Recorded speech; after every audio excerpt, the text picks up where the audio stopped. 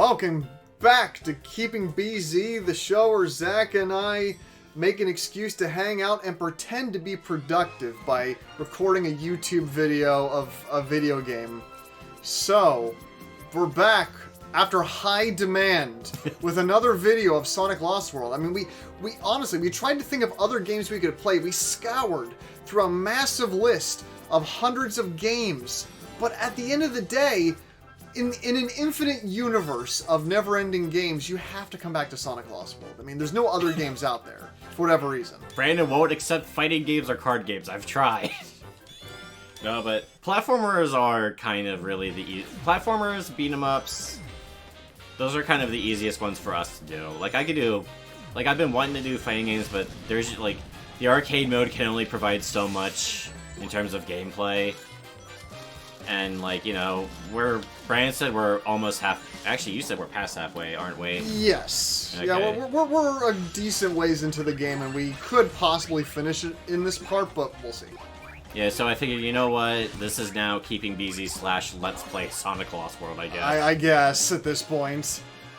It wasn't supposed to be a thing, but...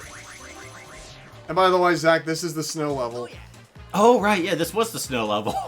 I actually did completely forget. Wait, I mean, like... Hey, there we go. It's kind of cool that they try to combine things, because, like, Mario would have just had snow level number 1,000,000. Right. So it's kind of cool, but, like, I'm not sure what the... Like, why a casino plus a snow level? I'm not saying it can't be done, but just here I don't, like... I did completely forget this was a snow level.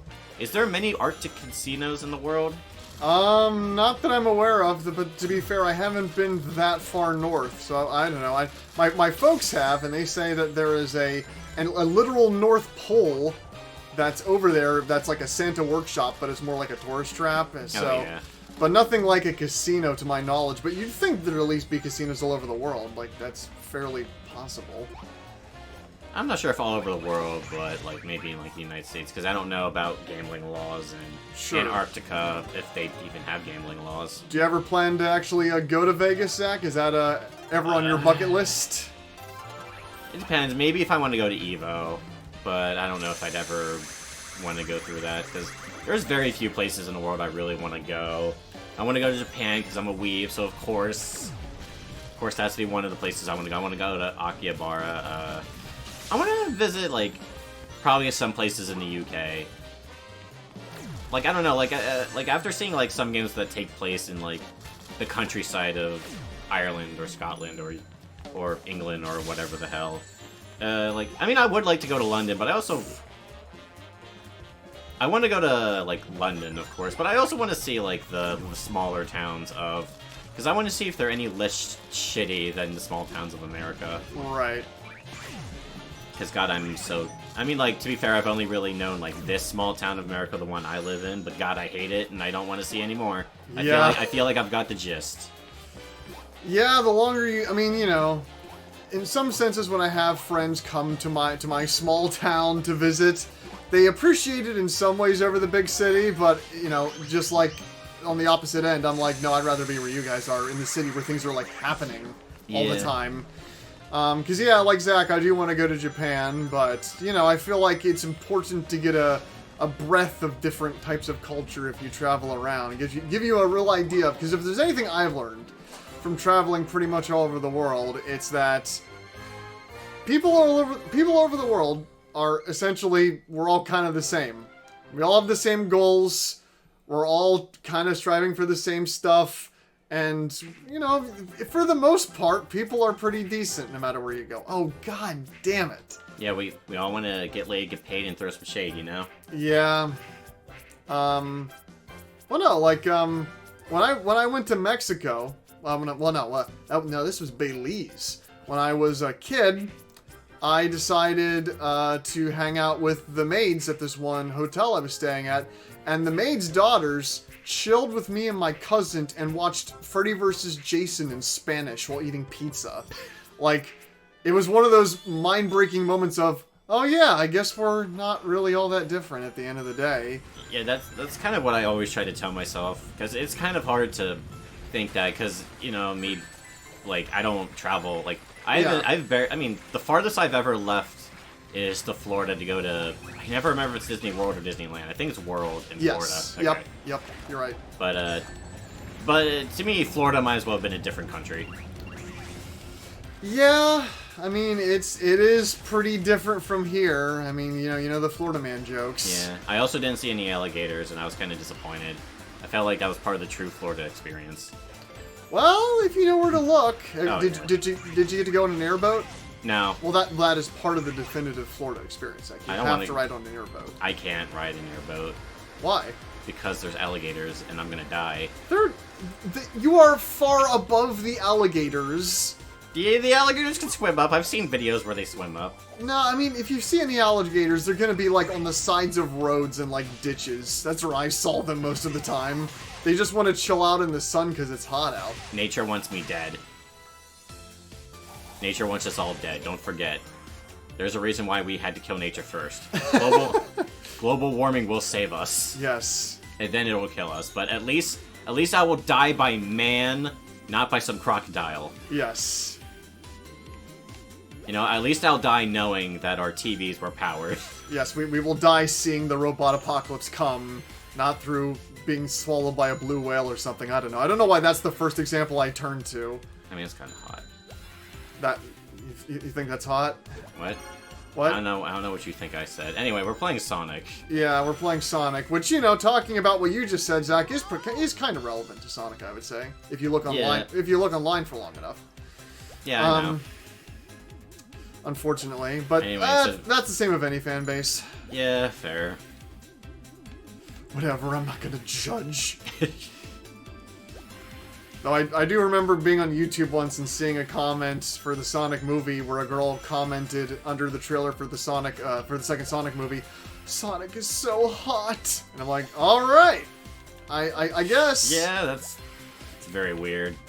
I mean, you know, he's just kind of a kid and he's just trying to live his life. I mean, Sonic's a free spirit, so I mean, if you want to be the real life Amy, then go for it, because you're never gonna get Sonic either way. Yeah, exactly. No, I guess in some way, the idea of someone being a free spirit is hot. I can see that, I guess. You know, because for some people, you know, opposites attract. The person that's closed in and reserved wants that free spirit to finally set them free, you know? Sure. But like I said in the first part, I think Amy was at her best in the later incarnations like Sonic Boom, where I agree. I mean, she still likes Sonic, but she's a lot more subtle about it, and she has other interests, and she's kind of like the mother figure of the group and all that kind of stuff. Yeah, it's not as relevant as I wanted it to be, because I was going to ask you about casinos and your experience with them, and if you think you're responsible enough to go to a casino. Because honestly, the reason I don't gamble is because I know if I start, I won't stop. I have an easily addictive personality. Well, I went to Vegas, and I did not go to a casino once.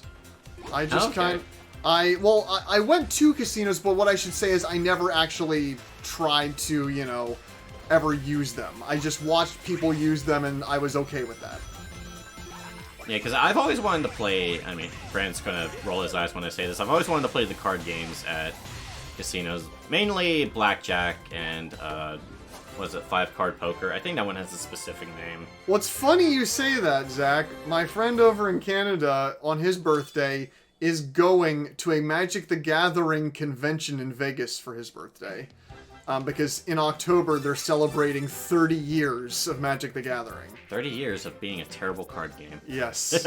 Oh, wait, no, don't say that. You'll piss somebody off. I don't know anything about Magic the Gathering, but I assume somebody out there is grinding their teeth. To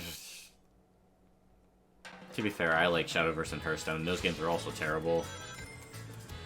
Zach, you're bringing out the hot takes too soon here. Yeah. You're gonna scare some people, but make them... If I don't bring up hot takes, what are we talking about? I guess because, like, true. Honestly, when you beat that, I think Act 2 of Frozen Factory, I think it's called. Yeah. When you just beat it, it's like, oh, that's it, the level's over. Yes. A lot of these just end with no fanfare. It doesn't feel like we built up to an end. It feels like we played a level and then we finished it. Well, I mean, that's the thing, right? So many of the levels in this game can feel like proof of concepts at times. Yeah. Okay, am I gonna get another...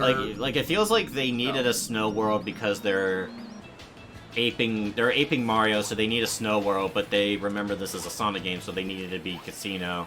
So they probably just like mixed it up for no reason beyond, well, they needed a snow level because it's a platformer, but they also needed casino because it's Sonic.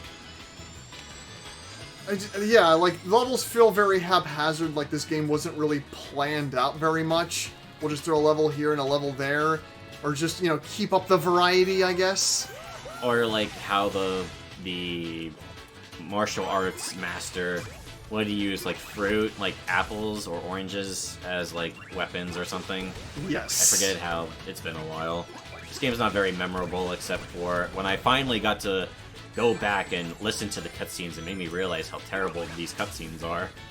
Yeah, I mean, like I said, some of them occasionally have a joke that's okay, but for the most part, when this game's trying to be serious, it doesn't work for the same reasons that Sonic Forces failed, because there's just no real stakes or believability behind any of the serious stuff that happens in the story. It just ends up feeling silly. Eggman's trying so hard to be edgy. Yeah.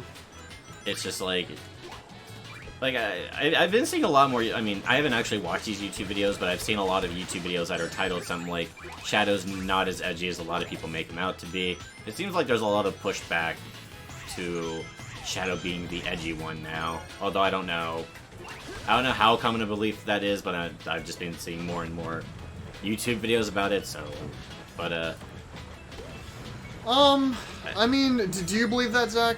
Do you believe Shadow? I mean, because I feel like it depends on the game. Yeah, because Shadow the Hedgehog, well, yeah, 100%. Oh yeah, 100%. He is just there to be the stereotype edgelord.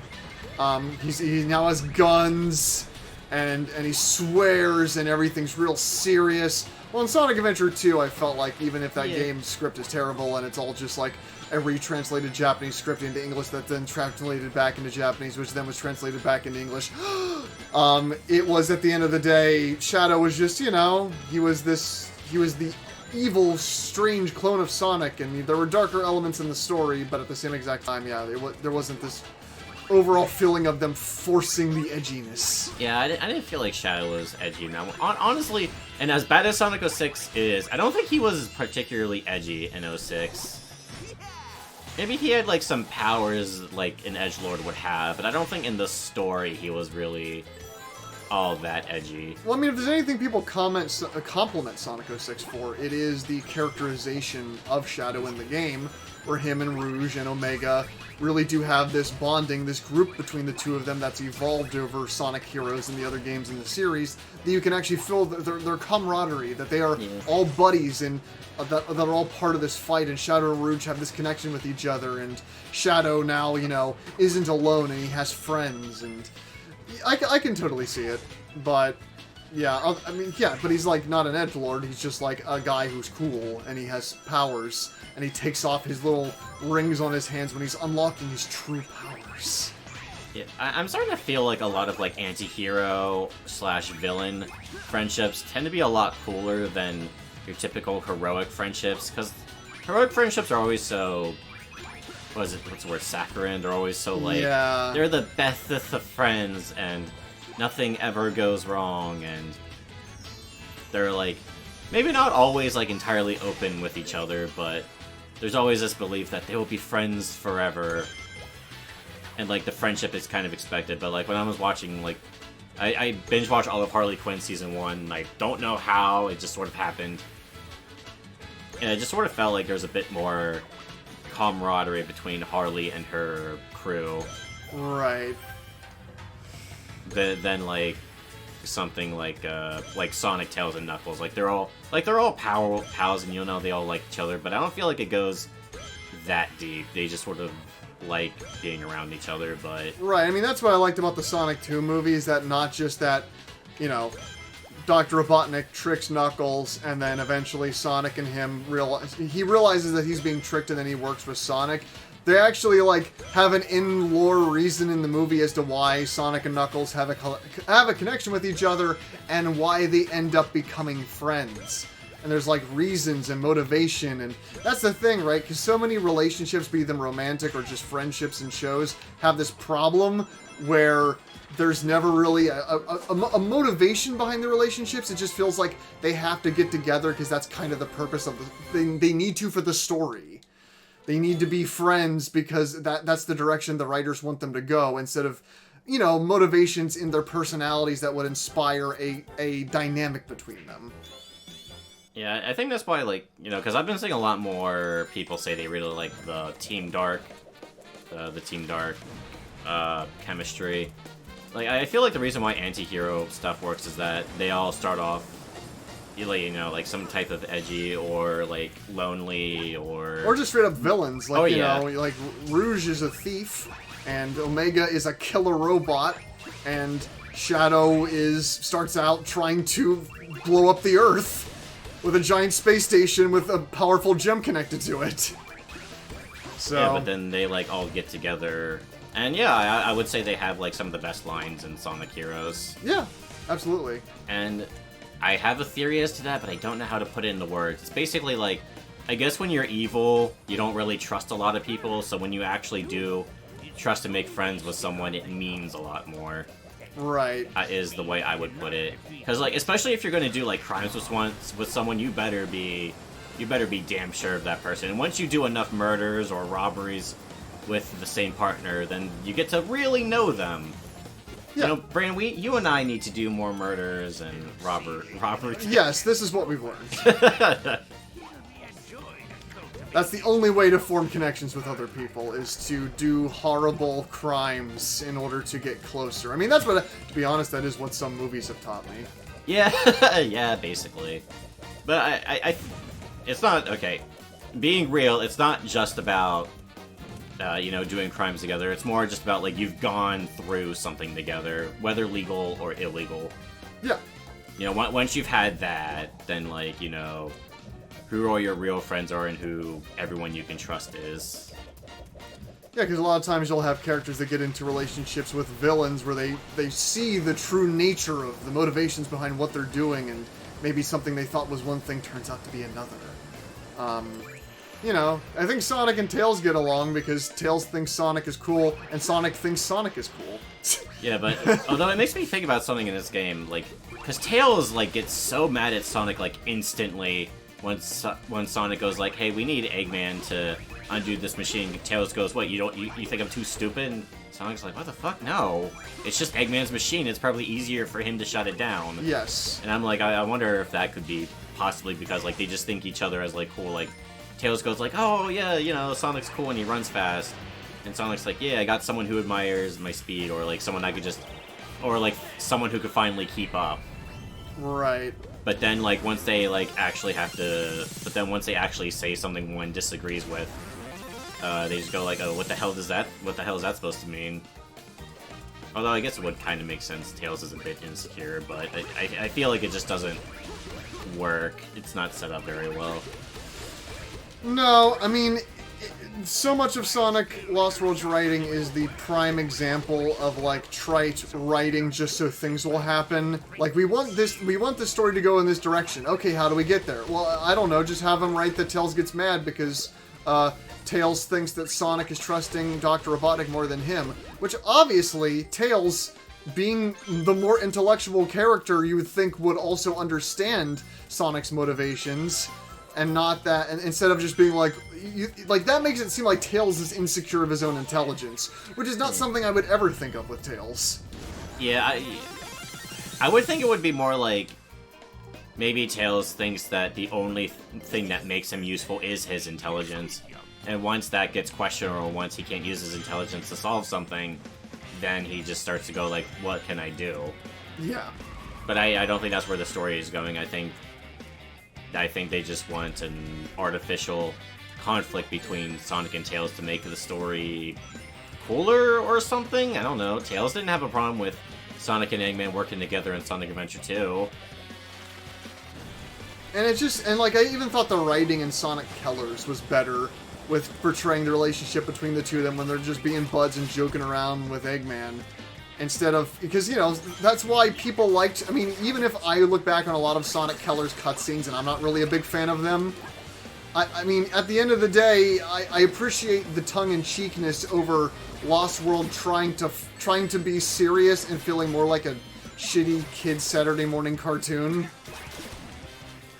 Yeah, that's trying too hard to make the audience feel older by being like, oh yes, you know, Eggman is talking about strangling people. Yeah. And, yeah.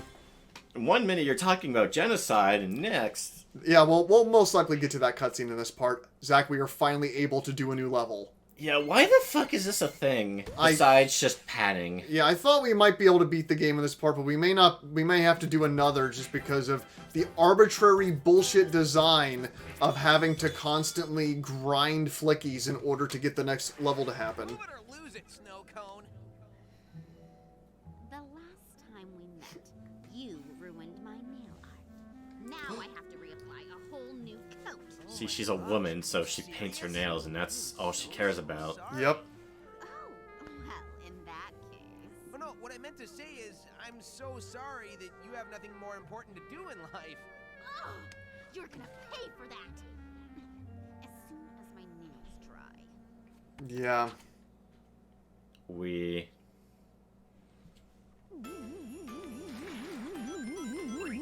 Just such a great character stereotype that does not feel outdated or awful or old in any way, shape, or form, which is pretty much what I can see about every single one of the Deadly Six. Oh, I'm dumb. I thought they were the Sinister Six. I'm like, wait a minute, that's Spider-Man. Yeah, that's Spider-Man. Because I was going to ask you, who do you think is the worst member of the Deadly Six? I mean, honestly, I think it is the girl. Yeah, because she's sucks. just a very terrible female stereotype that really should have died out. Yeah, of course, you know, there's the fat one that eats too much, and it's just like, Yeah. come on, guys, wake up. Come up with something else. Alright, back to the snow and Sonic ice skating. You know, I would... It's a Sonic game, so you think I would want to go snowboarding or something at some point, but that's only in the 3DS version as far as I remember. Alright.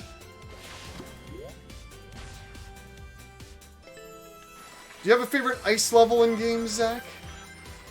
I usually play RPGs, so I normally don't. I mean, like, it's not that I've never played platformers, it's just most of the games I play through and finish don't really have, like, ice worlds or the like, so I'm trying to... I can't really think of anything off the top of my head that had, like, an ice thing. I mean, you of course wouldn't be able to say this because you've never played it, but the ice world in Super Mario Galaxy is pretty fun. But that which also, funny enough, has an ice skating gimmick, which is done a lot better than it is in this game.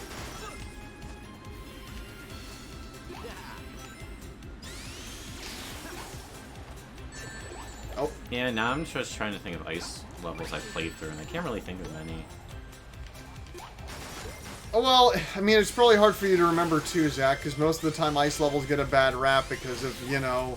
Slipping around and... Yeah, the annoying gimmicks associated with them. The ones in Crash I hate Crash ice physics.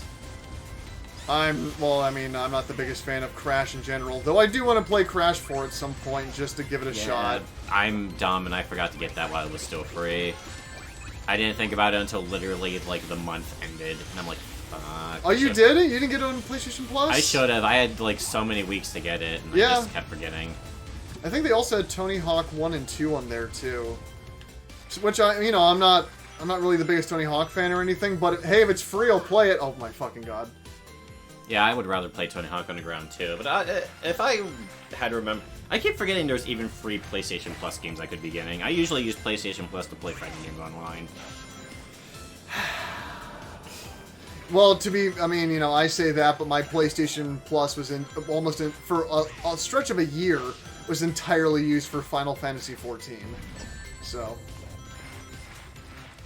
And it served that purpose. The Final Fantasy XIV runs really well on a PS5, and I really enjoyed that game. You would not have expected Zach and Alec to think that I would be the kind of person that would get into an MMO, but I sure did. Because I thought we were going to have to force Brandon at gunpoint to play Final Fantasy 14, but no, he's actually played up to... Did you play up to Endwalker, or... No, I don't think you got to Endwalker, but... No. So there's a couple different expansions that come after the main stretch of Final Fantasy 14. There's... The order goes, Realm Reborn, Heaven's Word, then Stormblood, then Shadowbringers, then Endwalker. I'm up to Stormblood. Okay, alrighty. I finished the main story of Stormblood, and I need to go through what is called the patch sections of Stormblood's story before I can go to Shadowbringers and then eventually go to Endwalker.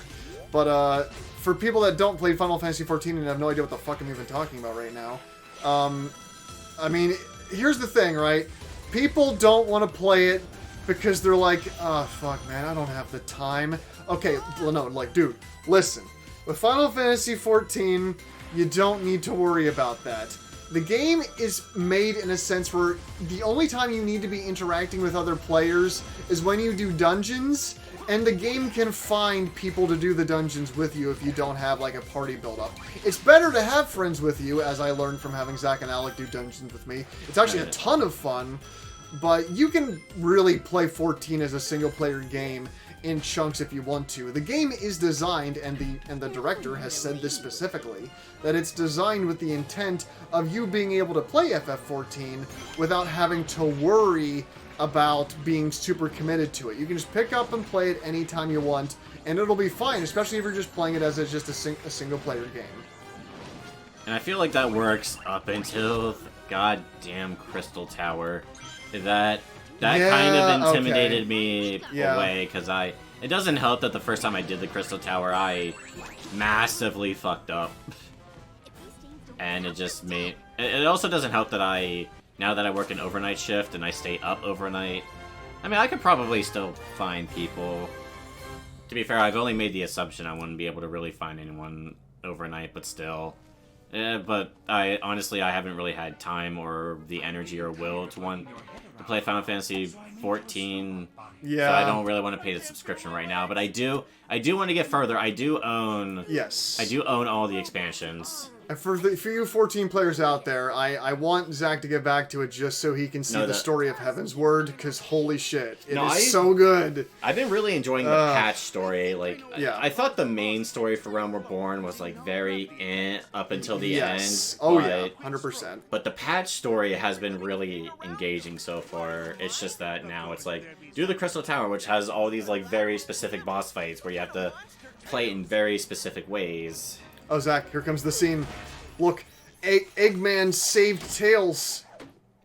Why was Cubot trying to kill Tails? Because they put his head on a crab meat body and it made him feel mean. In hindsight, I gotta agree with you, Doc. Thanks for the save. Can you get off me now? I can't figure you out. Oh, yeah, okay. 1 second you're contemplating genocide, and the next you're saving one of your worst enemies. I'm a complicated guy. And you? What were you thinking, Tails? You could have gotten yourself killed. I was just trying to help. What was Tails trying to do that he almost got killed? He was trying to fix Cubot and like put his head back on a body, but he ended up putting it back on, you know, the body of a killer robot. So he ended up, you know, making it mean. So maybe Sonic was right to trust Eggman instead, Zach. But no, yeah, that's kind of what happened. And I kind of like Eggman's "I'm a complicated guy" line. At the same time, I feel like that's a lazy line when you could have just written why he actually felt motivated to do that. Why he felt motivated to save Tails instead of just going, "I'm complicated." I feel like he probably wouldn't want to go into detail against his worst enemy, though. I guess. I don't know. I mean, not that I want to... A lot of the writing in this game just makes you go, I don't know. I just think they didn't give a shit. But... No, yeah, not that I wanted to, like, say anything to, like, excuse this writing, but I'm just saying... Yeah, Eggman is usually the best point. Eggman is usually the best part of...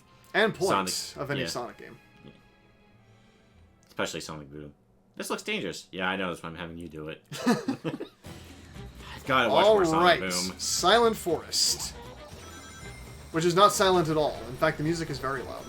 Oh, we're gonna find a crashed plane, and we're gonna have to solve a mystery. And... No, Zach, it's not that kind of lost. God damn it. I've still got to finish Season 2 at this point. I'm getting there. I actually like the music to Silent Forest a lot. So the Deadly Six we have to encounter in this one is... What's his name? Zoloff or something like that? He's the super depressed emo one, who's very dangerous. Oh. What? Oh. See, I homing attacked the spider instead of kicking it, Zach. Is there a real difference between homing, attacking, Yes. and kicking? As it turns out, there's a monumental difference, and if you don't learn that difference, you die instantaneously. Because honestly, I haven't been noticing when you've been kicking and when you've been homing attacking. But to be fair, I'm not paying the most attention. I'm just trying to think of what I'm going to say in order to get people to keep listening. Because we want your watch time, damn it. Yes. Despite the fact that we don't make any money off of this. Yeah, we are literally making no money off of this. We do this for the art. Yeah, yes, for the arts. And not just to hear ourselves talk. So we have to kill all these spiders to get butterflies out of them, so then we can get to the next area. But we have to kick the You have to kick the spiders first, then homing attack them in order to unlock them. Yeah, that's right. I did forget that the gameplay footage did show kicking, and I'm just like, that looks an awful lot like just homing attacking, but with a slightly different animation. It essentially is, but you need to do that because certain enemies need you to stun them before you can actually hit them. Oh wait, what the fuck? That does remind me. Have you seen much of the combat of Sonic Frontiers? Doesn't it get you riveted and excited? Because Sonic is always known for having the best combat. Yeah, Has there been a Sonic game with like actual good like combat in it? I mean, you know, the design of so many Sonic games, especially the newer ones, has just been using the combat as a function, just to homing attack an enemy once and then run to the next area.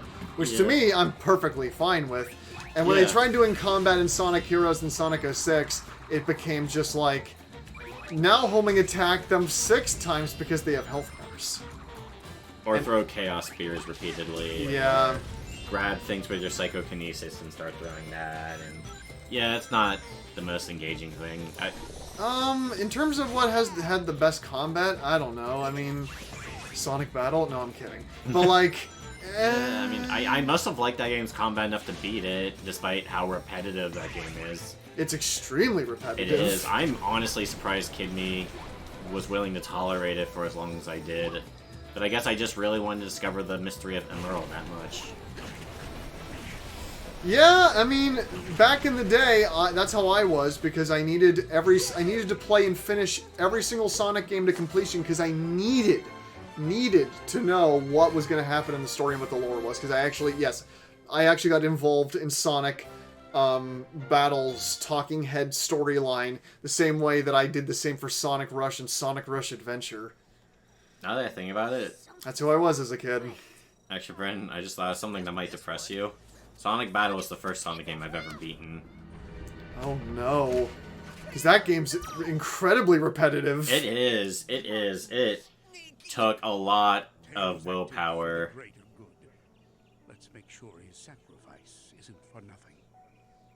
I'm supposed to be. So if you're wondering what the fuck just happened, Zach, Tails jumped into one of the capsules because it turned out to be rigged, and Tails got put into the capsule and disappeared away.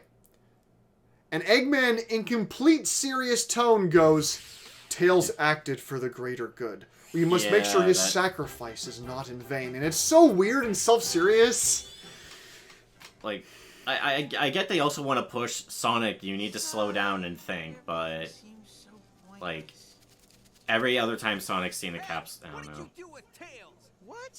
Seriously? We captured you. You wish. You grabbed my friend, and I want him back. Man, this day keeps getting lamer and lamer. Whatever. I gotta go tell the others the bad news. Giving bad news is actually the one thing I enjoy. Sonic, are you not going to stop him, or...? No, he needs him to go away first so we can have a boss fight. Oh, okay. Oh, wait, I think this is the stealth level, Zach. Oh, okay. So get ready. Oh, maybe that is later. Actually, no, yes, this is the stealth level because I see the owls now. Okay, but yeah, the way Tails gets mad about losing his buddy reminds me of Sam & Max Season 3. And while I think Sam's voice actor doesn't doesn't emote extreme anger very well, I do think that was handled better in this. Yes. Because, like, all Sonic does is just go, hey, you took Tails. That's not cool. Give it back. And Sam's voice actor is used to speaking in a monotone. Yeah. So when he tries to sound super serious, it kind of comes off as not very convincing. Because the actor just can't emote right. Yeah, but I will still say I did still, like, really like that part, because I wanted to get Max back. I like Max. Well, I really like Sam and Max's characters in general. Yeah, I mean, the writing was still good, it was just Oh, the yeah. acting Yeah, that it was was kind just- of off. There we go, checkpoint. For when I fuck up again. But yeah, you think Sonic would care a lot more about Tails being gone rather than just being like, hey, give him back. And now I get to be a music note. Okay. Honestly, I'm just looking at this game and I'm like, yeah, things just happen. So, That's all I get out of this. so Zach, this was a specific Wii U introduced Wisp. Oh, And yeah. if you're wondering, so all I was doing there was literally tapping A and pressing forward. And that was it. Now, on the Wii U, you would be using the gamepad to tap on those notes to get it across the gap. And if you didn't tap in the right spot, you'd fall to your death. Okay. So I'm happy that for the PC port, they just went, oh, fuck this. Just tap A and get it over with.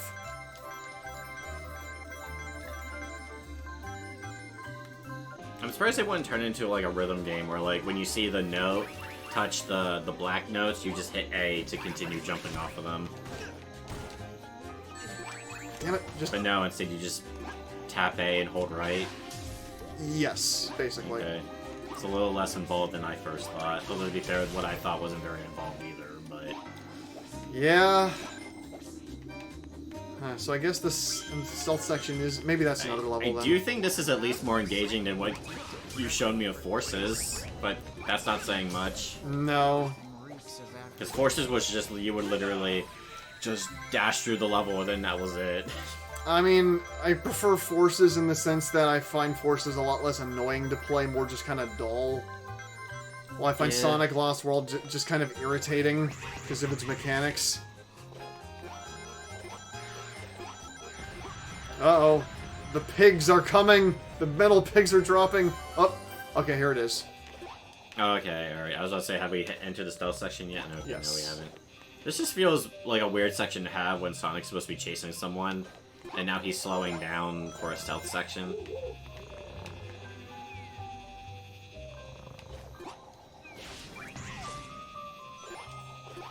Okay. Ah yes, Sonic is speed.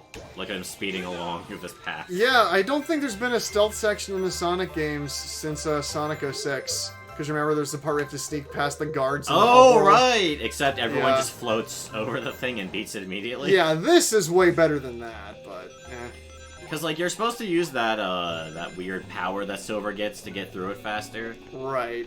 And for years, I have been telling myself everyone else is doing it wrong. This power has to have a use. No. No, that is not true at all. Okay. Try again, Brandon.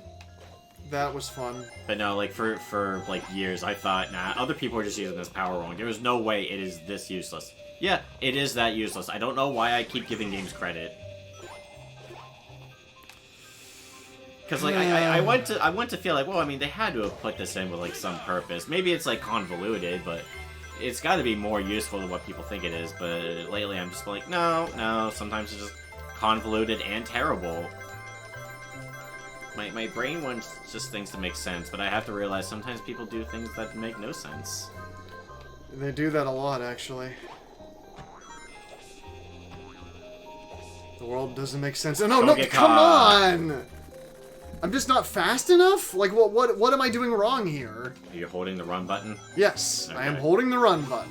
But the problem is that I have to be on the ground to run, and I'm mostly just in yeah, the air. in the air, yeah. And then I'm also reminded, why the hell am I playing a stealth section in a Sonic the Hedgehog game? Well, because they want it to be different. I think, Every level has to have a new gimmick. yeah. Well, thankfully when I'm a Wisp, it doesn't seem to bother me.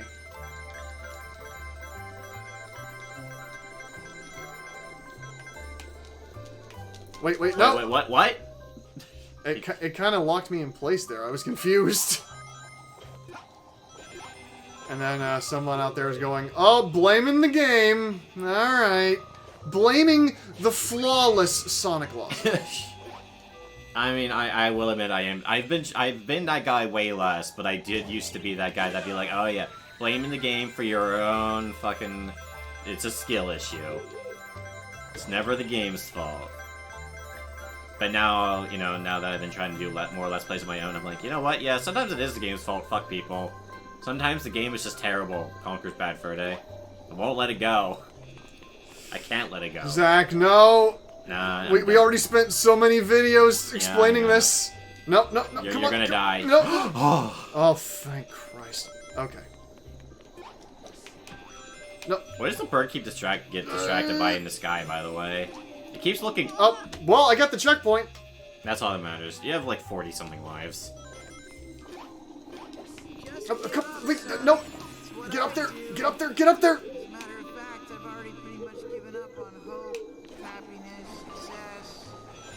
Oh, have all the bosses been talking while gameplay's been going on? Yes, they all have lines of dialogue while the game is happening, but a lot of times because of the audio balancing, you never really hear what they're saying. Yeah, I didn't even notice that when I was... Oh, good. I didn't even notice that while editing the first part that they say anything. Was it supposed to be homing attacking slower there? I don't know.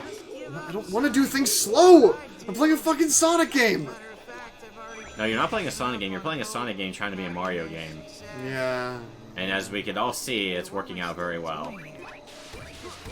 And I'm not just saying that because it's like, oh, you know, like, a lot of people called Sonic Colors a Mario Galaxy ripoff, and I mean, I haven't played Galaxy, so I haven't been able to tell, but at least the little I've seen of Galaxy, I've come to the conclusion that, nah, it's... Oh, he was the one controlling it the entire time. Yes. Okay. But, no, yeah, I mean, despite the fact that it's in space, I don't think there's much of a similarity between Galaxy and Colors. Not really. I mean, in terms of concept, sure, but in terms of level design and gameplay, they're very different. Yeah, I felt like Sonic Colors was still a Sonic game. But this one, it's like a Sonic game trying to be closer to a Nintendo game with, like, all of these different gimmicks. Except, you know, I guess sometimes Sonic levels can have weird gimmicks. I mean, I think a lot of platformer levels try to have gimmicks just to, like, stand out and give the player something to do to be engaged, but... Well, the thing is, Zach, is that usually the gimmicks in Mario have some sort of consistency to them. Where, like, in Mario Odyssey, the way it works is you know, everything is based around the hat gimmick of transforming into different enemies in every level. Whereas in Sonic Lost World, it's... Now it's a casino, now you're pushing fruit, now you're doing this, and it's not like... It never really feels central to the mechanics of the game, it just feels like they came up with an idea and then they just made a level around it. Yeah, that's something really good I'll say about Odyssey, is that despite the fact that the different enemies you possess can sometimes lead to entirely different gameplay styles, like when you possess the tank, it suddenly becomes a first-person shooter, I would still say it all felt like I was still playing that same Mario game. Yeah. Like, I would possess an enemy to do this really quick, or... You know, like, yeah, I would say Cappy is, like, probably the best gimmick I've seen in a platform game. Because, like, the amount of enemy variety leads to a lot of different enemies, and I always felt like every enemy had their own use. There was not a single enemy that made me go, like, why do I have to play as this? You know, like, I'm gonna need to pick up some more animals soon. Yeah, I agree with you. Goody, gotta... What's the question mark? Well, that's what we're gonna find out. Is the question mark questioning why we're still playing this game? Well, I mean, yes. But I think it probably has another purpose as well. Wait, where was it? You're actually grinding in Sonic Lost World? You want to get further? What's wrong with you? Yes, I must find out where to get more animals and more question marks and... Wait, where was that question mark? We have to be careful while playing this game that our is. color power does not get depleted. It's a secret tropical coast. Yeah, it's so secret there's a big question mark to reveal Oh, where it is. right, this level. Okay. There's also a level in Sky Road like this. Basically, you're constantly drifting up, and you have to hold the jump button to drift downwards by going into a ball. Yeah, and the yawn Zach just made is No, the right kind of reaction. No, I mean, I just didn't get enough sleep. I meant to be... When do you get enough sleep, Zach? Never. I haven't gotten enough sleep since starting my overnight job. Yeah. Oh, okay, I shouldn't say that. Like, I've actually been doing a really good job of getting, like, 8 hours of sleep. The problem is I just never, ever wake up refreshed. Yeah, and if there's probably some way you can work on that, I'm just not sure how. God, what the fuck? Okay, so the invincibility somehow wore off just as I collided with that second flower. But hey, I got a checkpoint. No damage boosting, Brandon. This is not a damage boost kind of game. Yeah, I don't even think it's possible to damage boost in this level because of the stupid locked camera that's moving forward. A scrolling screen, I mean, to use a term that actually is what other people use instead of what I just said. Oh, you gotta get that. And also the music here is just the first act of Sky Road, which is the level we're coming up to soon. Alright, now I have to fight a giant ship. Is that a bird or is it a fish? I think it's a fish. I'm pretty sure it's... Oh wait, no, it's a fish. It has a fin in the back. Like a tail fin. But why is it a fish? I don't even care. I don't even care anymore, and as you can see by my gameplay, it's becoming evident of how much I care. Yeah, this is probably one of the least engaging games I've ever seen. Well, I mean, like, when you showed me, like, Sonic Forces, I wasn't very engaged by that either, but, like, it's over so quickly that it doesn't matter. Sure, yeah. But this is, like, a lot of these levels, like, try to be a decent length, but don't really have anything to show for it. They just sort of exist. Yes. Pretty much. Like, remember that game I was making with the letter U? You played as a letter U. Yes. Oh yeah. I felt like that was a lot more engaging. Yeah. Talk about that game, Zach, since it's more engaging. What about it made it more engaging? I mean, like, the levels were, like, very, very short, though. Like, you could beat them in, like, 10 seconds. Because I was just coming up with, like, random gimmicks and just trying them out. Like, one of them is, oh yeah, one of them is about you being in a restaurant, and then all of a sudden one of the patrons comes out and he shoots you, and if you didn't know he existed, he was going to kill you. And that was the gimmick. That there would just be a random customer that would just shoot you out of nowhere. Okay, and this is all in a game where you play as the letter U. Well, you play as a square with the letter U in it. Okay. You see, the story behind that was that you were part of an assassination squad, and everyone was based off a letter. Why is Tails in a sexy pose, anyway? Cannot trust you with the simplest of tasks. Zach was thrown off by how Yeah. sexy Tails looked, laying on his side, in a position that I would figure most people do lay in, but Zach found it sexy.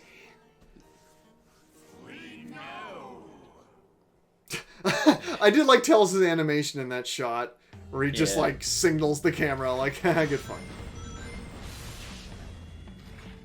But yeah, it was about you are an assassin that's part of a assassination team where they all base themselves off a letter, and the letter is supposed to represent something. Of course, I chose you for the player character because it's supposed to be you.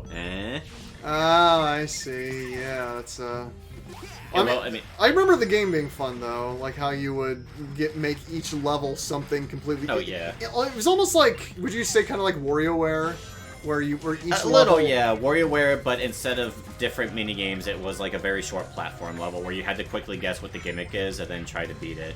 I would say the coolest one I came up with was the VHS one, where there was there'd be a play and pause button, and whenever it would switch to pause, you had to like actually stop moving. Right, exactly. Yeah, or there was like a fast forward and rewind button as well, where the rewind button made you had to go backwards. I mean, you could maybe base the whole game around that concept. Oh yeah, I was going to, but of course then I got overly ambitious as I always do.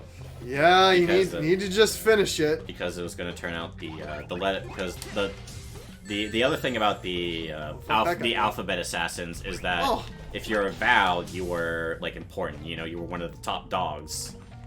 So you were the letter U and you were important, but like you were like the newest member, but you already got a Val. Okay, there we go. And then I was going to make the first game where you are an assassin, and then the sequel was of course going to be you fighting through all the members of the alphabet assassins.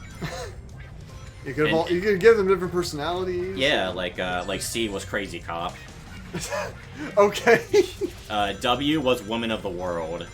Okay, And alright. and Woman of the World was like a pilot, was like a female pilot. And so her gimmick was going to be like every time you would hit her, you would go to like a different, very stereotypical look of a world. So like you'd have Antarctica, Asia, and stuff like that, America. Okay, well, that sounds actually pretty cool. But like you said, it probably got too ambitious, and that's why you had to... Yeah. You never ended up fully completing Yeah, it. I know, I do that all the time.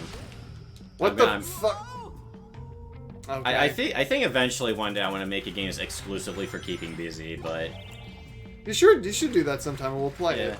Maybe I should reuse that alphabet game. I mean, seriously, we should do like the glove, or... Yes, we kind of should do the glove. Or I Dream of Adventure. Yeah, okay, yeah, we gotta do I Dream of Adventure at some point, but I would like to do the glove. The problem with that is that recording that would be a major pain, because every screen is a different resolution. You'd basically have to record your desktop. Yeah. To record the glove. Yeah, we're talking about old games that Zach made back in his Game Maker days. Oh, I mean, I still use Game Maker, but... Because, I mean, I know at one point I gotta learn Unity, but I've gotten way too comfortable with Game Maker to try anything else. There we go. And some people might say sunk cost fallacy. I'm like, I know, but... Yeah. I wouldn't say it's too late for me to learn Unity. I don't believe in stuff like that, but at the same time, it's also kind of demoralizing, because I'm like, well, I already know this one thing, and this one thing does everything I need it to. Unity's, like, better for 3D, and I just do 2D stuff. Right. Not that Unity couldn't do 2D, but... Well, Zach, if you ever need any help with your games, let me know. I mean, I of course, my knowledge is more in a presentation level rather than, like, game design. Oh, yeah, like... But I can help out with that stuff, I guess. Yeah, I need a playtester, and I also need someone who could... I also need, like, a normal person to play a game, so that way they can tell me how terrible the HUD is, because I'm very bad at heads-up displays. Oh my god, like, I don't know how the hell Brandon beat I Dream of Adventure without me needing to explain every step of the way. Because that game is confusing as all hell to anyone that's not me. Shit, I figured it out eventually. I mean, I think I beat that one in one sitting. I mean, it's a short game, but just in terms of understanding the mechanics. It's a short game where you could just die and have to restart very easily, because I didn't have time to properly balance everything, because that was made for a set... What the fuck? Did you hold anything? So, Zach, rookie mistake, I held up in a Sonic game. Oh, okay. You're supposed to just let the cutscene play or you die. So. Best moments of a Sonic game are where you get to drop the controller and you just watch. That's Forever. what many have said, back even during the Sonic 06 days. But, I mean, they were lying then. Like, even when you weren't playing that game, it was terrible.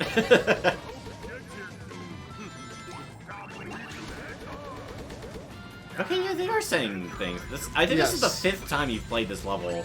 Yes. Well, And I just now noticed that the... I've been playing Honeycomb Hive over and over again because it's very easy to get animals in this level by killing all the bees.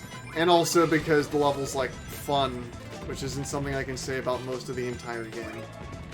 Yeah, because this one you're actually using Sonic speed and having to dodge obstacles. Like, this looks like this could have been like an Unleashed level. Well, if you made the background less trippy. Yes. I don't know if trippy's the right word, but I think everyone knows what I was trying to say. Yes. I need a better vocabulary. I need a dictionary. Well, or a thesaurus. Or a thesaurus. Well, I'm not really sure about thesaurus. I don't really need, like, synonyms. I need, like, better words to describe. Well, if you could describe those words with different words, wouldn't that make you seem cooler, Zach? Maybe. Or would you end up being someone where they go, oh, this guy's really using his thesaurus? Yeah, I feel like if you could just say something using the simplest words possible, you should.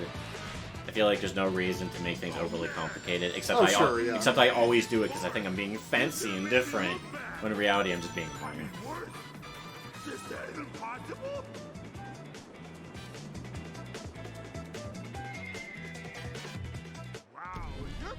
Welcome back to this boss again.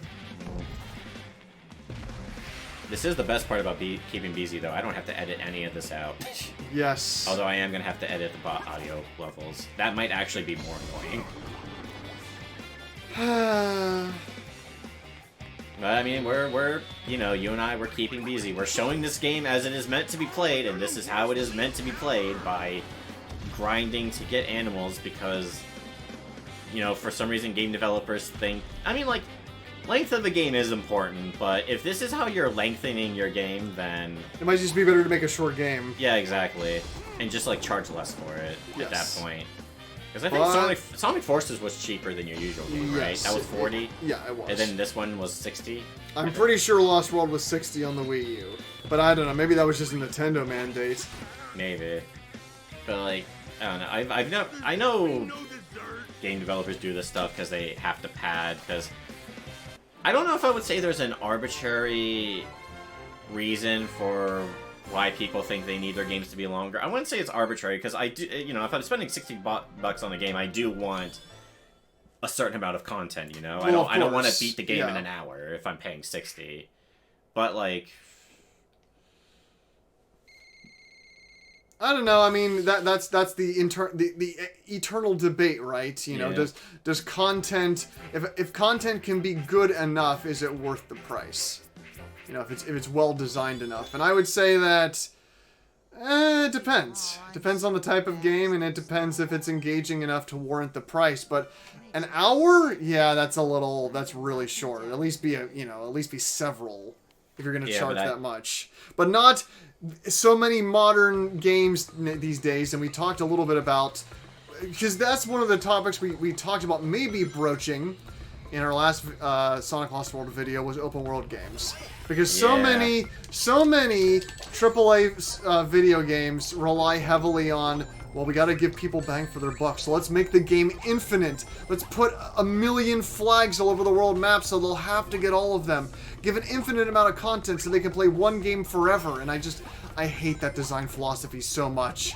Because it's just like, no, I don't want to play a game forever. That's greedy. I want to spend my time on other games.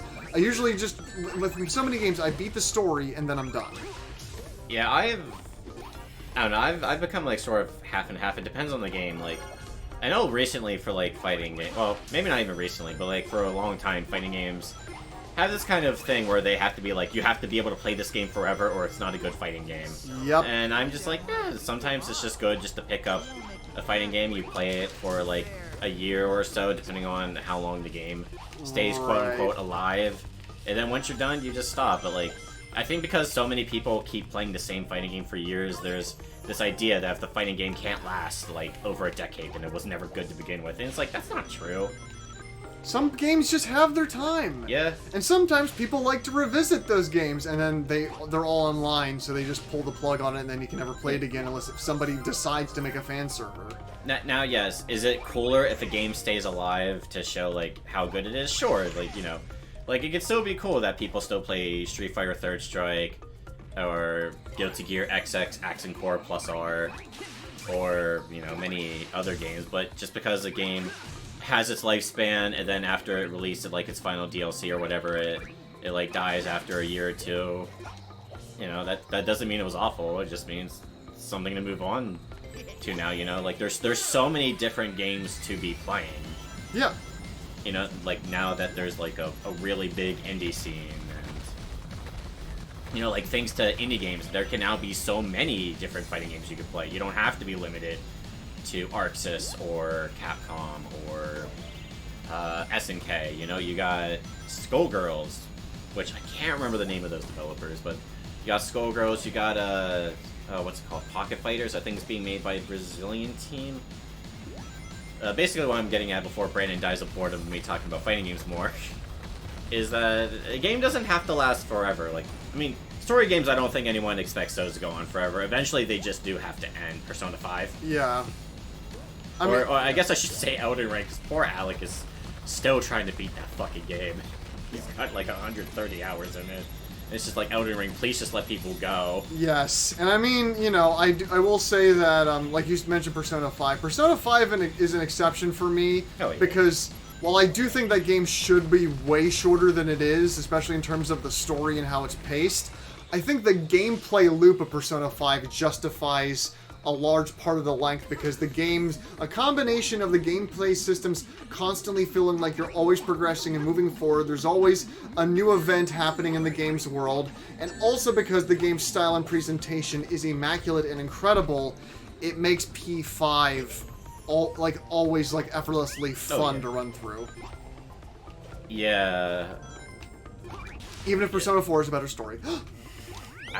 Brandon, that's not a hot take. A lot of people have said that. Really? Yeah. Because that's truly how I feel after playing both of them. I know, like, a lot of people are like, yeah, P5 definitely improves on a lot of things, but a lot of people say that Persona 4 still had the better story and cast. Just because, like, while the cast of Persona 5 is good, a lot of people say that they can be a bit basic and not as deep as Persona 4's cast. Sure. And I haven't seen or played much of 4 myself. I will get to it eventually, maybe. It's another one of my eventually games that it's gonna take a while before I finally get to. Because after playing Persona 5, I'm like, man, I don't know if I can go. I don't know if I can really go back to 3, as much of a hot take as that would also be, because people are like, oh, 3 is so good. I'm like, like, I did definitely enjoy it until I played Persona 5, and now I can't go back to 3. Like, 3 was just very, very dull, and I've been told by multiple people every time I see this, they're like, no, it gets really good, and I'm like, I played the game for 30 hours, and it hasn't yet. At some point, it's gotta get good, or I just can't care anymore. Well, that's the thing, right? It's like every Persona game has so many quality of life improvements over the last one that it's so hard to replay the last one again. Yeah, like, Persona 5 has actual dungeons instead of just randomized bullshit, and they're all based around the minds of the bosses, and they're all so well made and visually stunning a lot of the time. Like, And some I would argue in the visual. Like, I didn't like the bank one. Yeah, the bank one's kind of dull. I mean, I do like the second half of it where it becomes a giant bank vault. That I like that level. That section of it. Fun. But I mean, like, but even that one's like not the worst level I've ever seen. I will always say that the most boring level I've ever played through is God of War 1. That fucking, I think it's called Pandora's Temple. It's the one on Kronos' back. I forget what it's called. But it's where you find Pandora's box to get the power to kill gods. I hate that. That level was so drab and boring. I had to constantly fight the urge to just give up playing or like not even fall asleep while playing. But no, I never did feel that. Well, I don't know. I almost felt that way with the space world and Persona 5. But then again, I think that was because I played like about 60, 80 hours. I forget how many it was by that point. But I played so much Persona 5 that I think when I got to the space level, which I also don't think is that visually appealing, I think I just sort of was just like, I need a break. But once I got back to it, I found the space world more manageable. I think it was just like 80 hours of the same game just made me go like, oh my god, I just need I did it again! I tapped the button because I was trying to get downwards and I went into a pit. Zach. Is this game hurting you, Brandon? Talking over games is hard. It is, like, I'll watch like so many Let's Players and I'll make fun of them for having trouble like playing through a simple part in the game, and then I'll try recording a Let's Play and I'll try talking and playing at the same time, and that happens over and over again. Because like you have to split your attention between playing the game and also trying to be engaging, and that is very, very hard. I can't, although for some reason I find post commentary harder. Just because, like, my brain's not as actively engaged when I'm, like, holding a controller. Yeah, it's better when it can be better when you're reacting within the moment. Yeah, although there are some times where I'll put post-commentary if I think, like, oh, I could have said this here. You know, that's why I think when I do my new, like, solo Let's Plays, finally, I'm gonna start them, like, I'm gonna record them live, but, like, edit them down into highlights, or like, add a lot of post-commentary where I think it's necessary. I'm gonna do, like, a combination of both. But, of course, then that gets into more fucking, overly ambitious territory, which I'm very good at. I can turn the simplest thing and make it overly ambitious. It's true! Because my brother once dared me to make an ambitious game about a table, or, like, not make an ambitious game about a table, but come up with an ambitious story about a table, and then I did, and he's like, God damn it, Zach. I'm like, I know, I can't help it, my brain overthinks everything. That's why we have a podcast called Overthinking Movies that you can listen to. Yeah, if you go onto Spotify or Google Podcasts or Apple Podcasts or any app you can get podcasts on, Zach and I Well, Zach's occasionally on. It's a mixture Yeah. of Zach. Sometimes I'm solo. Sometimes my friend Alex is on, and we talk about sometimes new releases, sometimes old movies, whatever we happen to feel like talking about. And Zach's been on to talk about the likes of Tom and Jerry, the movie, and because why not? And well, by Tom and Jerry, the movie, I mean the new one, not the old film where they talk. And Space Jam and Shark Boy and Lava Girl and so We Can Be Heroes and other highly necessary adult films that we decided to talk about. See, when Brandon is with Alex, they talk about like movies you would expect people to talk about. Oh, okay, I guess we did Tom and Jerry the movie and New Legacy, and people would expect us to do those. But like, you can always tell when it's an episode where I'm going to be in it, because it's like, what the hell? Why are you talking about this? And I'm like, damn it, it's because it's what I like talking about. I like these shockwaves, man. Yeah, they're scary. I don't like them. But no, Okay. it's. I think I did talk. I talked about why I was watching Lost last time, right? I feel like I did. Yes, you talked a bit about Lost because Okay. you were talking primarily about the fat character stereotype and how Lost works against that. Well, they did. Well, I wouldn't say they went back completely on that since I've watched. Like, it was literally the next episode, and I was like, oh fuck. They didn't completely walk back on that, but like there is an episode that shows him eating a lot and hiding food. I'm like, God damn it, Lost, you were just so good at avoiding this. Although I will be fair, this is after a point in the story where they've like found enough food. Like Sure. they found a bunker that was hiding a bunch of food, so he felt it was like safe if he could just hide some of it. But then a new character helps him, you know, like, well, they destroy the food, which is kind of a dick thing to do when you're lost on an island. Why'd you have to destroy the food? You couldn't just return it? Nope. Had to destroy it. I mean, I know it's symbology, but it kind of is a dick thing to do on an island. But of course, then, like, the whole thing is that after they destroy the food, there's new food that's immediately delivered by something, and we don't know what it is yet. Okay, so is that where you currently are at, or is that? No, where I that's got a where- little bit past Okay. that. Okay. I don't want to talk about Lost too much, because I don't want to spoil it for anyone else who might be crazy enough to watch it knowing that it's going to end really shitty. This no, is I've- the Eagle Wisp. You fly. Oh yeah, we're playing a Sonic game. Yes. This is a new Lost World Wisp, which is actually okay. I don't mind the Eagle Wisp, but it controls okay. Have we talked about, like, what you have, like, if you have anything positive to say about this game? Because I think mostly we've just been making fun of it or shitting on it the entire time. Or, like, just calling it a Mario clone. I feel like we need to talk about something positive. It's a pointless thing to say about a Sonic game, but the soundtrack's good. There's a good amount of variety in Lost World's score. Like Sky Road's tracks might actually be. I actually think Sky Road here is actually my favorite bunch of tracks in the game, particularly when we get to Dragon Dance and that gimmick level, because Dragon Dance has an incredible musical theme that I frankly find pretty underrated. In terms of not just in terms of Lost World, but in terms of Sonic music in general. But in terms of other things, I mean, you know, levels like Honeycomb Hive, where you're running around, you know, you're going forward, that stuff's okay. I mean, some of the cutscenes occasionally have a joke that I think is half okay. Yeah, I remember laughing once or twice in the first part. Visually, the game looks fine. Yeah, I think other I think the thing I find kind of sad is that I do think games like Sonic Unleashed look better than this game. Yeah. And I think that's purely art design. I think that's just because Yeah. Lost World is just trying to look like a Mario/classic Sonic game, and the style is just very simple. Because even like Sonic Generations, when it was emulating the look of Sonic 2 and 3, looked a lot better than this. Oh shit, now I'm just shitting on it again. Well, I mean, like, because some games it's just hard to compliment without adding a but. That's unfortunately the Like- case. Because Lost World's just like a half and half thing, right? Some of Yeah. it sucks and some of it doesn't, so it just bottoms out as just being a very uninteresting game. An uninteresting game that we've decided to finish and talk about. Yes. Because, We're getting there.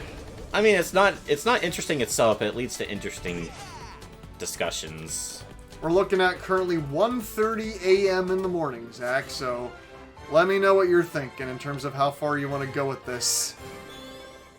Because I didn't realize how much grinding we'd have to do for those fucking birds. Yeah. Friend, can I be your sidekick? What? Shut up! What kind of question is that? I didn't mean anything by it. I just thought it might be better to work for you than Eggman. Hello, I'm sitting right here, you know.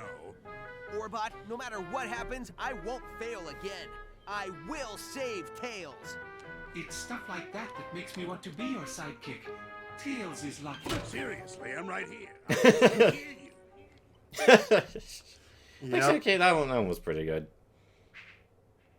But yeah, like, I feel like none of the cutscenes go on long enough to really build anything engaging, but at the same time, I'm glad they're not too long, because I feel like I'd just be annoyed. Yes. Because... Sonic. Yeah, I've been looking for you. And we've been looking for you. Unfortunately, we found your friend Tails first. it's just, his design doesn't look like it should be a Sonic villain design. He looks like... He looks more like he belongs in Balan Wonderworld. Yes. Like Knights or like some sort of anime. Yeah. He does not look like a Sonic villain. He looks like he should be in a dumb Saturday morning cartoon. And not even like a dumb Sonic Saturday morning cartoon, just like something where they were like trying really hard to have their own mascot character, and then it fails. You know, like not even Bubsy would take the Deadly Six. Yeah. I kind of want, I don't know. If I had the money, I think the series that I would buy for myself is Bubsy. Because I would want to prove that I could do it better. Because that's the kind of guy I am. You know, a lot of indie designers go, oh man, I'm inspired by Mega Man or Castlevania, you know, like actual good games. And I'm like, well, I could do Plumbers Don't Wear Ties better than these people can. I mean, you could, because Plumbers Don't Wear Ties is so much of it is just still images. Well, I mean, I would still So- use the still images, but I would just have a better plot tied to it. Okay. And also wackier still images. And plus, like, I would use, like, the still images, like, in combat. You know, there'd be, like, an actual game to it, rather than just a slideshow that barely has any choices. Because, like, I think there are some things that I can do. Maybe not well, but interesting. Like, I'd like to make my own Harvester-like game with, like, digitized actors. Man, if only Game Maker could do FMVs. Yeah, I would have that to would use be fun. Unity. I'd have to use Unity or Unreal for that, I believe. And your brother has more experience with Unity, right? Yeah. Okay. So yes, this is Dragon Dance, which I don't mind this level. This level's alright, because as you see, the gimmick is that we've got these strange serpent dragons that are shooting lasers at us. And we have to dodge around them as they become platforms for us to fly around in the sky. And you missed it in the cutscene before this, Zach, but essentially the plot right now is that Zavok threatened Sonic, saying that he's currently in the process of turning Tails into a robot. And Oh, Sonic- there's roboticizing in this game? Yeah! They actually bring back roboticizing from Sad AM, which makes me wonder if the writers just like watched the Saturday morning cartoons and decided just to incorporate that into this game.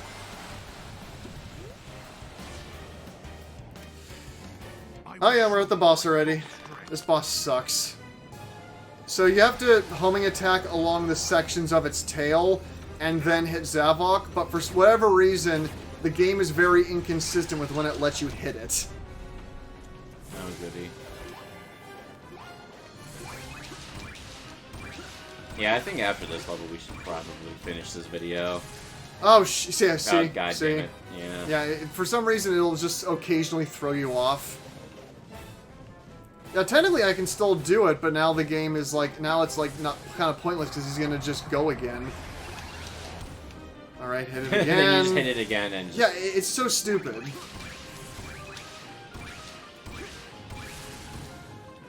Nope. What? Yeah, what the hell? It just does that, and I never understand it.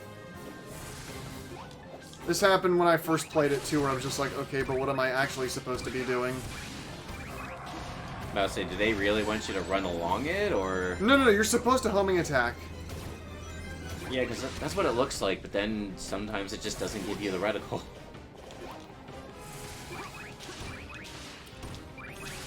And yet when I finally was able to get hits on it, I honestly don't know how I even did it. Oh! Thank fuck. Get him on the ground. Okay, so that's it. You just hit him. The Deadly Six don't even feel like real bosses because you just sort of run into them. Like Savek's the leader, but we're fighting him now. Could I just trick shot this? Yes! Oh my god. Fuck you! Hey, whatever makes us faster. Yep. Alright, we did it. That's Skyroad Act 2. See, they could have at least given him some voice acting, like, I'll get you back for the Sonic, and then... I don't know. Next time, Sonic, next time. What color is my heart? I don't see a heart, sir. Exactly, Sniffly. Robot! That's horrible! If only they had the writers from Sad AM. Well, okay, actually, the comic relief in Sad AM kind of sucked. Putting this bucket brain's head on me was a good idea. It's either Dulcie the dragon crashing into things or Ant One making French stereotype jokes.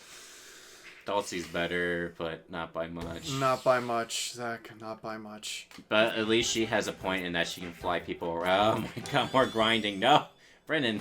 No, so maybe we can get enough of them in this level, and then we don't have to worry about it. And yes, here's where the actual flying levels come in.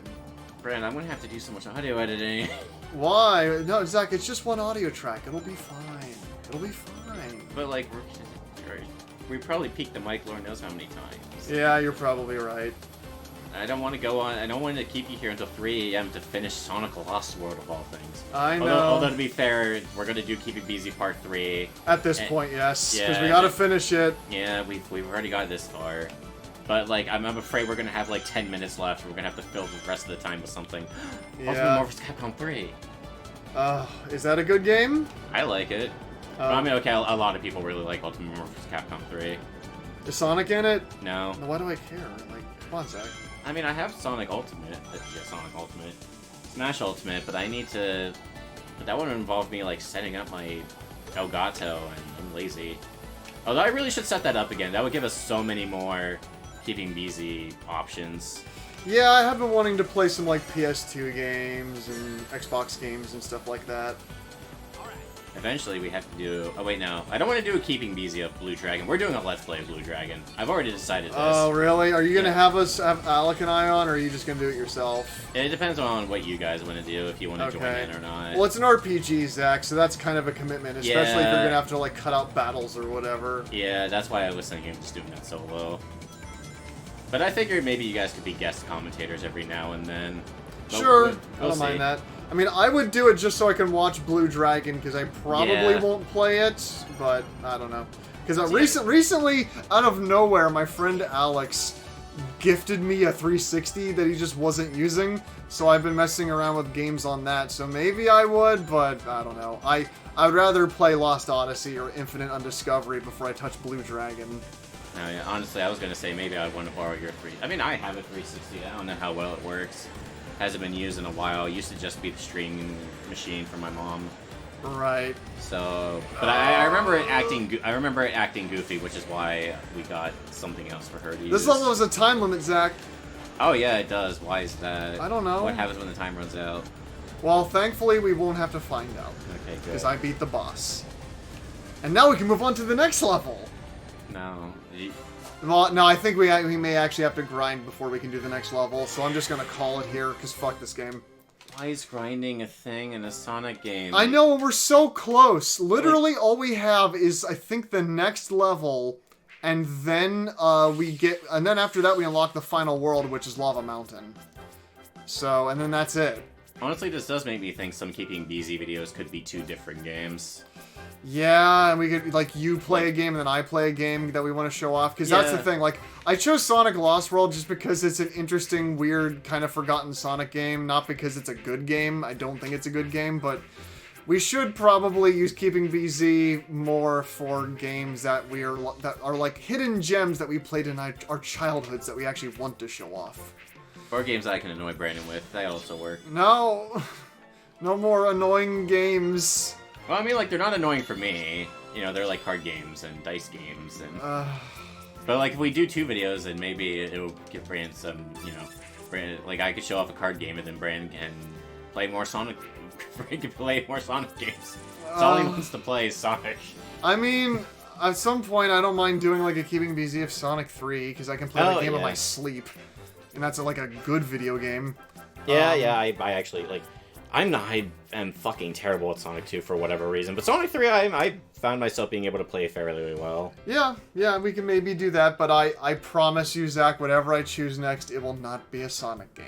We will do something No Resident else. Evil either. No Resident Evil either. I will find something else that I like, which seems to be dwindling over time in terms of my interest, because I just keep going back to Sonic and Resident Evil. And I'm not doing a Dark Souls game, because I just finished going through Dark Souls 1 through 3, and I don't want to play another From Software game, because they're not nice. They're mean. I don't like them. Honestly, playing Origami King makes me wish that we could do Thousand Year Door. I mean, I could get a Dolphin emulator. No, I mean, you could play it on your legit GameCube, Zach. Yeah. You fool. But then I'd have to, like, find a way to convert my GameCube into HDMI. Yeah, it's true. Then I have to remember where the hell I put my Elgato. I mean, I could always buy a new one. Yeah. Because honestly, that one's so old. There's probably, like, updated equipment now. Well, since you're still talking about stuff, Zach, I'm going to go grind more flickies so we can do even more levels of Sonic Lost World. Or we could sign off here. What do you think, Zach? What do you want to do, Zach? Huh? I mean, I feel like we've been talking for so long, we might as well go grind flickies. You think so? We're looking at 1:50 a.m. in the morning. Well, it's up to you. You're the one who has to leave and drive at like 2 in the morning, so I say we just end it here. Yeah. What was even the last thing we were talking about? I don't even know anymore, Zach. It's 1:50 a.m. in the morning. I just keep talking until I fall asleep most of the time. Well, for me, it's basically 1:50 p.m. because of how my sleep schedule works. Yeah, because of your crazy sleep schedule because of your workplace. Yeah. Ugh. This is why I want to change jobs, but there's nothing better for me to do unless I want to work a factory. Then I'll have even less time because that'll be more exhausting. Yep. We'll just play Keeping BZ, but you're asleep the whole time, and I have to dynamically play off of your snoring. Alright, that'll be it. And then the next part, for sure, hopefully, for sure, we'll finish off Sonic Lost World. And then end it with Ultimate Marvelous Capcom 3 or something. Yeah, something fun. Well, I mean, I don't know. Do you want to do 2-player on that, or how do you want to do that? I don't even know. Who cares? Let's end this before we start talking about things again. Yeah. Okay, goodbye! Goodbye! We gotta go!